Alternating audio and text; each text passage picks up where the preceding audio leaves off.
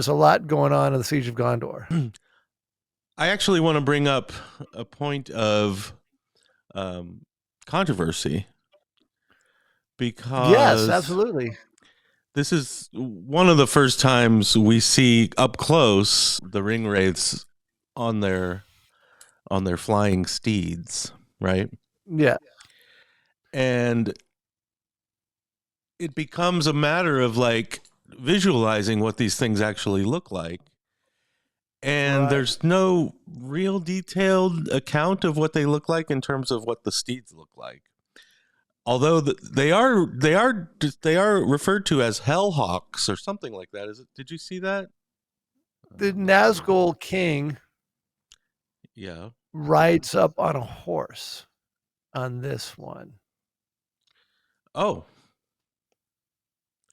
Does he? Which is weird.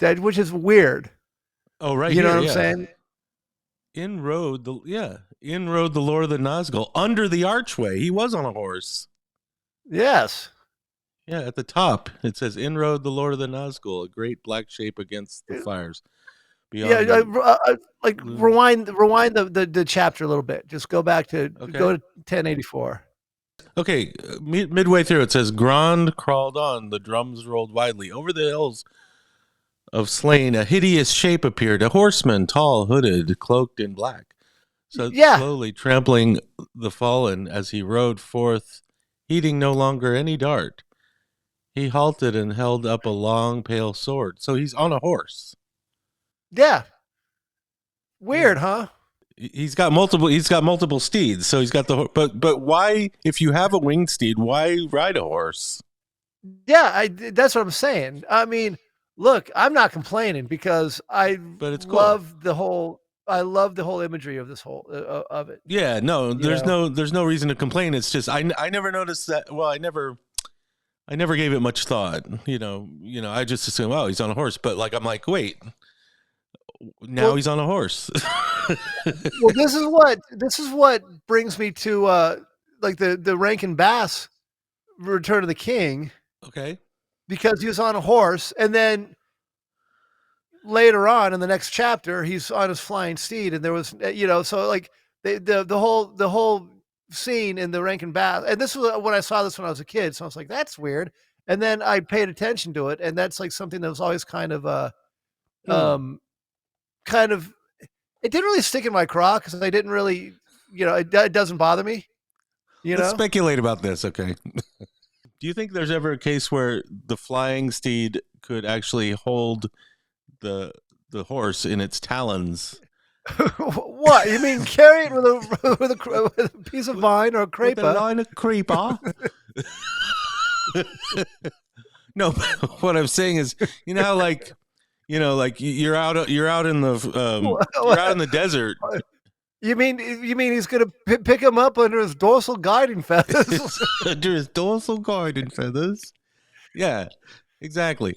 No, but what I'm saying is, like, how, like, if you want to go ride your motorcycle out in the desert, you put your not to say you do this, but you put your motorcycle in the back of your pickup truck, drive to the desert, and then get out and ride around on your motorcycle in the desert.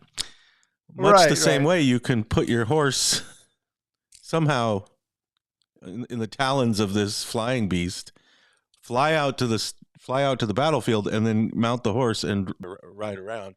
Right. Yeah, I mean, how is this horse transport, or is it just along for the ride? Some orc is kind of riding him until it's time for the Witch King to ride him. I don't know. And the other thing I noticed, and I could be wrong, but in this chapter particularly, and like I've been kind of paying attention to it, they never refer to him as the Witch King. It's just like the King of Angmar. They never refer to him as a Witch King. A Witch King. Well, where does he start getting referred to as a Witch King? Man, I started calling him the Witch King because of the video games and all like the stuff outside of Lord of the Rings. Wait, he has to be referred to as the Witch King somewhere, right? He's referred to throughout the appendix as the Witch King. Throughout the appendix, but not in the interesting body of the book. Let me look at the Two Towers real quick. There are no results for Witch King in the Two Towers. Right. Interesting. Try the Fellowship But of the Ring. you've stumbled upon rather a bit of a controversy here. Yeah. I'll say. this whole There's Witch Lord of Angmar in the prologue. Okay, the Witch Lord. Witch Lord of Angmar in the prologue, but no Witch King. Yes. To the last battle at Fornost with the Witch Lord of Angmar, they sent some bowmen. Yeah, that's from the prologue. Yep. That's crazy. But check this out. Speaking of controversy, let me throw down some more cards on the table. This is from Tolkien's letters, where a fan asks about the Steeds, and the fan is asking, like, are the Steeds a pterodactyl? Yeah. And this is Tolkien's reply, specifically saying, pterodactyl, yes and no. Ooh. Wow. Interesting. I did not intend the steed of the Witch King, which he uses here, Witch King, to be what is now called a pterodactyl, and often is drawn with rather less shadowy evidence than lies behind many monsters of the new and fascinating semi-scientific mythology of the prehistoric. What a strange man this is. Tolkien. He calls it the semi-scientific mythology of the prehistoric. That's very fascinating. I mean, I don't know if that's a reference to like a bent towards creationism or something, but maybe at this time in the early or the mid 20th century, the pterodactyl had recently been discovered in terms of fossil records and identified by anthropologists or I'm going to look that up. Zoologists or not anthropologists, paleontologists. That's the word. Paleontologists. Yeah. See, I was going to say that. Right. So, but obviously, quoting Tolkien some more while you're doing that, but obviously it is pterodactylic. Ooh. He's saying it's obviously pterodactylic, this steed, and owes much to the new mythology. It was the 1700s that they, 1784, Cosimo Alessandro Collini from a specimen found in Bavaria, Germany, though he thought it was a marine creature. So he thought it was a marine creature? Yeah. Okay. But that's when, like, they found a fossil, but they probably didn't know what it was just yet, and they had to taxonomize it and put it in. Yeah. So that probably took place over the ensuing century or so. Right. So, yeah. Okay. I mean, I always speculated that, speaking of speculation, that, you know, and this, I'm not saying I believe this, but this is a theory, and I think it's possible that our myths of dragons stemmed from people of the ancient past finding, you know, the bones of pterodactyls and dinosaur bones, dinosaur bones in general, and thinking, oh, look at this giant Tyrannosaurus Rex skull that I just found in this forest. Right. You got to cite your sources, man. I think that's completely fabricated and made up. But they're like, hey, this is from some fell beast. It's from and that's how we get dragons. But I'm not. Hey, for those of you who believe in dragons, I'm not saying that I believe that that's necessarily the only possibility for their origin. But go ahead. I'm all about the dragons, man. I want to believe. I want to believe. Okay, so he says obviously it's petrodactylic, which is awesome. I'm sorry, pterodactylic. And owes much of the new mythology, and its description even provides a sort of way in which it could be a last survivor of older geological eras. Ooh. Nice. See, these are all very fascinating comments by Tolkien regarding the Witch King's steed. Yeah, but Yeah, I mean, but that still doesn't explain why he's riding a horse in one chapter. Well, that's what I'm saying. If he has such a cool, if he's riding a freaking pterodactyl, why that was okay. dismount and get back on the horse? So one of the differences in the Lord of the Nazgûl, which I'm going to refer to him from here on out as Lord of the Nazgûl, instead of the Witch King, because it's never referenced in the book. Ooh, wow. Yeah, amazing. I'm going to make a stand here. And the Rankin Bass.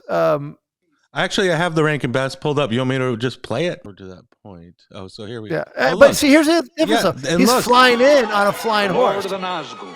Oh, okay. So this is just this is just simply what they see as a Nazgûl, like a Pegasus, like a horse with wings. Yeah.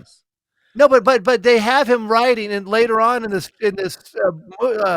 show, they have him riding in on the fell beast. Yeah. See, this is interesting because it saves us from imagining the pterodactyl carrying the horse in its dorsal guiding feathers. But yeah, and it's under its dorsal guiding. In fact, go back to the abyss prepared for you. Okay, see, now we have a horse. We have this. This is still the same steed, but its wings are folded. Yes, but he looks like he's riding. Well, if you keep folding it, then you get this, and I don't want this. So, but do you think that this is? I mean, this is a very convenient way of depicting it because you have a horse that can be ridden and flown. And in this version of the Return of the King, in the next scene when Theoden rides in, he's now on his fell beast, and now it's like a different steed altogether. So there's two different steeds going on. But he's this steed also has wings, though. But it's not. Again, But that's interesting. The next, yeah. See, this is very interesting. I've never even noticed this before. Right. I mean, I never really paid attention to the fact that he's riding on a horse into the gates of Minas Tirith, and that he was on a flying steed and now he's on a horse. And in this version, he's on a flying horse. But I mean, this just looks like a horse, and therefore it's kind of more accurate in terms of how it's depicted in the books. Yes. And in this, but in the books, Tolkien himself admitted that it's the steed is pterodactyl-ish. Yeah. And I mean, that's definitely what we get in this Jackson. And this, to be honest, this is kind of how I always saw the Nazgûl as looking, just because I was influenced probably by paintings and depictions of the Nazgûl in like the J.R.R. Tolkien calendars from the 80s and stuff. Yeah.